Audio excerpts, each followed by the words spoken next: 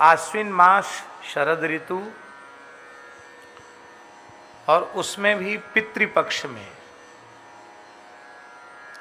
हमारे धर्मशास्त्र के अनुसार 16 तिथियां अपने पूज्य पितृगणों के निमित्त समर्पित की गई है। इन 16 तिथियों में ही सबका देहावसान होता है। मृत्यु सबकी 16 तिथियों में ही होती है।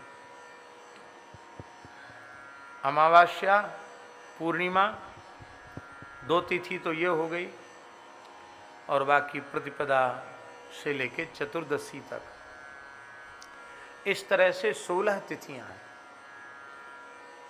तो इन 16 दिनों में विधिवत श्राद्ध करना चाहिए, तर्पण नित्य करना चाहिए। जिन लोगों को अभी अपने पिता आदि जीवित हैं उनको दिव्य पितरों का, देवताओं का, ऋषियों का तर्पण करना चाहिए प्रतिदिन।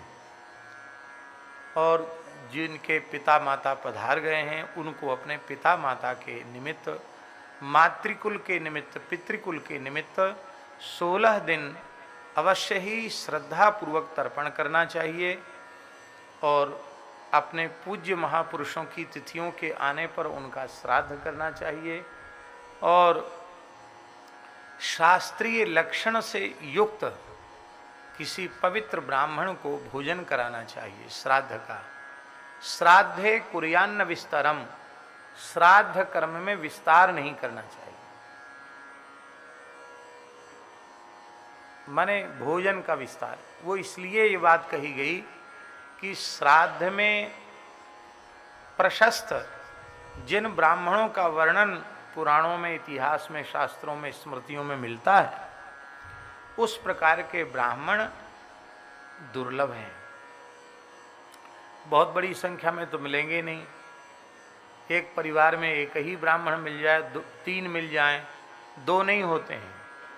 या तो श्राद्ध में 1 ब्राह्मण का निमंत्रण होगा या 3 का निमंत्रण होगा, इससे अधिक नहीं। पितृकर्म अत्यंत आवश्यक कर्म है, अत्यंत आवश्यक।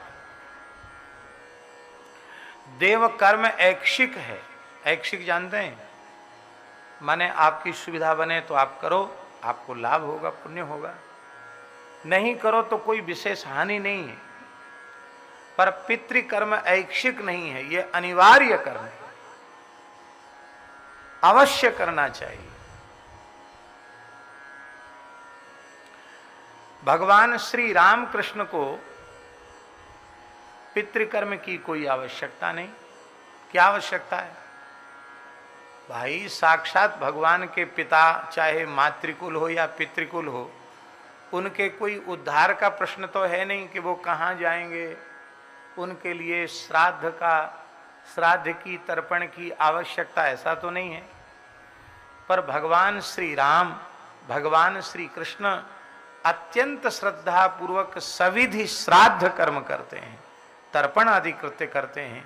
आप पुराणों को उठा करके देखें। क्यों करते हैं?